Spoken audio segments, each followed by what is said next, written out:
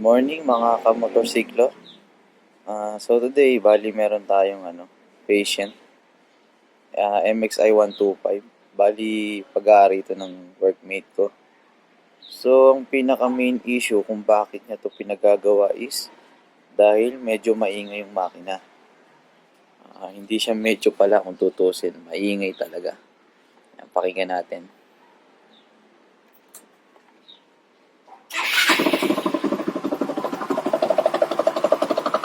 Maingay. Parang nagigiling. So, itong MXI na to is hindi na siya stock na 125. Bali naka-bore up na to 259. So ngayon, susubukan nating hanapin kung ano yung nagkokos ng ingay. Bali possible siguro baka biyakin natin yung makina nito. So yan, simulan na natin.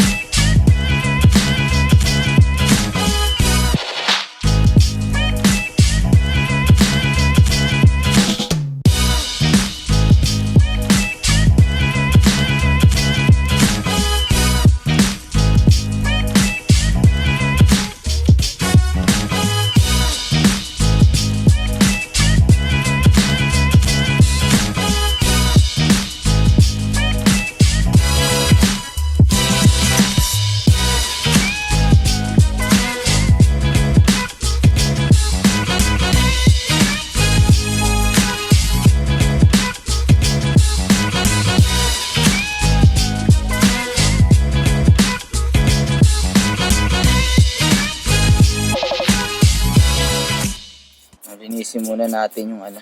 Nakalas na namin yung ano, sigunyal niya. Bago natin dalhin sa Caloocan para bumili ng spare parts, double check natin kung ano yung mga papalitan dito. Ayan. O, ito yung kabilang side bearing sa side ng magneto. Ayan, kitang kita. Malakas na yung alog niya. Kaya maingay. Then dito sa kabilaan naman yung sa side ng pulley. Ayan. Ayan. Medyo hindi naman ganun kalakas yung alog niya. Pero pag pinaikot mo siya, magaspang na ikot niya. So hindi na rin maganda yung condition nito. Papalitan na rin natin to para isang gawaan lang. Then dito sa connecting rod, although hindi lang masyadong kita sa video, may kalog na siya. Patunogin natin. Ayan. May kalog na siya. So, papalitan natin yung dalawang bearing nito, pati yung connecting rod. Kasi ito set na to pag nabili. Connecting kit na yan. Connecting rod, itong mismong pin, saka yung bearing sa loob, stick bearing. Then, diretso pa balance na to. Dadali natin sa machine shop. So, ayan, pwede na tayong pumunta sa Caloocan para bumili ng mga pyesa.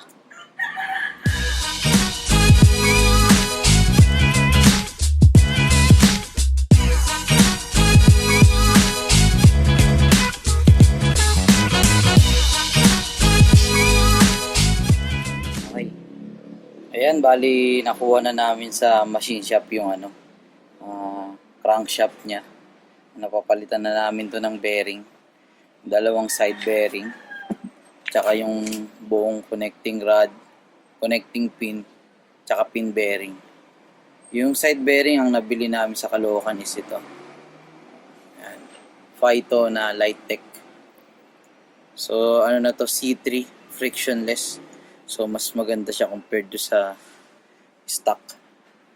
Then dito, pagdating dito sa connecting rod is yung original pa rin na Yamaha.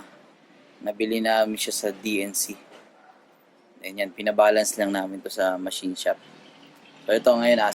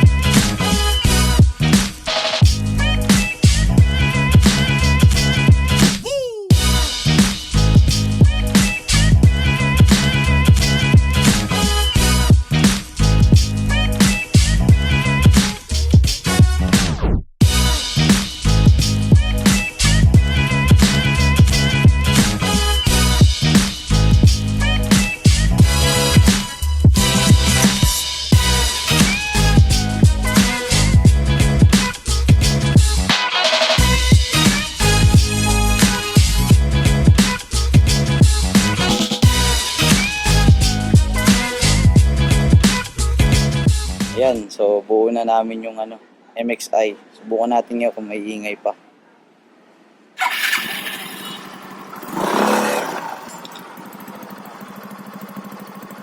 Wala na siyang ingay.